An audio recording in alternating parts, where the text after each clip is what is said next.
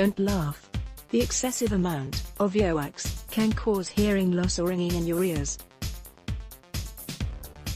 Some people experience vertigo, which increases the risk of falling, said Jackie Clark, a board-certified audiologist who is president of the American Academy of Audiology. Right now, we see some correlation between hearing loss and cognitive decline.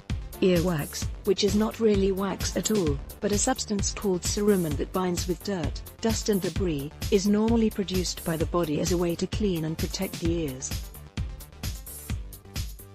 In most people, the self-cleaning process works fine.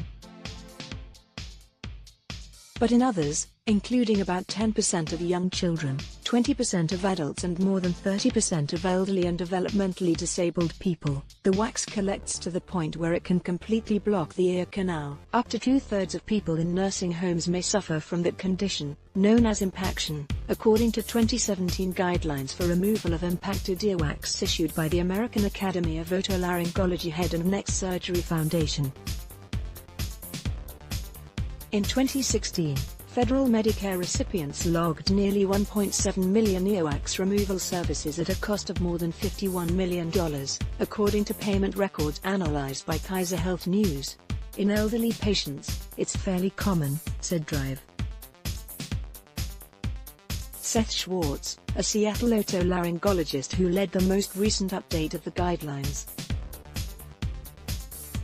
It seems like such a basic thing, but it's one of the most common reasons people present for hearing-related problems. It's so bad that Janie York, of Omaha, Nebraska, started Hear Now Mobile Hearing Solutions, one of a growing number of businesses devoted to cleaning hearing aids and checking the ears of elderly people living in residential care settings.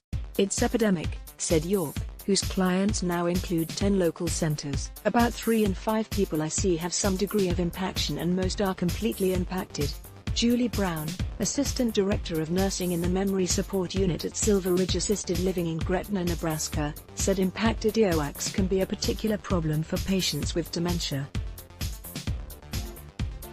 It exacerbates hearing loss, which can impede communication and worsen aggression and other difficult behaviors. As soon as the earwax is cleared up, even their behavior has calmed down, Brown said. Excessive earwax sends about 12 million people to see health workers every year, including about 8 million who require wax removal, according to the Otolaryngology Association. That's not counting the people who try DIY treatments to get rid of earwax, nearly all of which are frowned on by the professionals. People put everything in their ears: Q-tips, bobby pins, pencils, fingernails, Schwartz said. Usually, the best way to control earwax is to leave it alone, Schwartz said. That advice can backfire when families or caregivers neglect to check the ears of elderly people in residential care. Hearing aid users should have regular ear checks every 3 to 6 months, the guidelines suggest.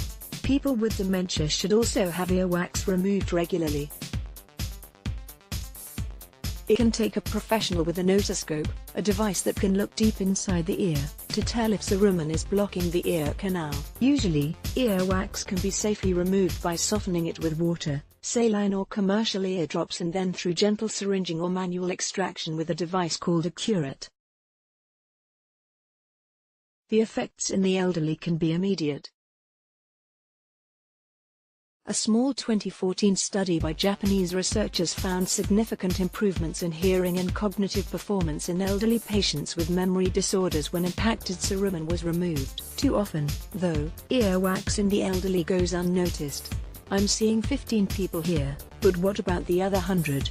York said. Nobody's looking. I don't know why it's been neglected.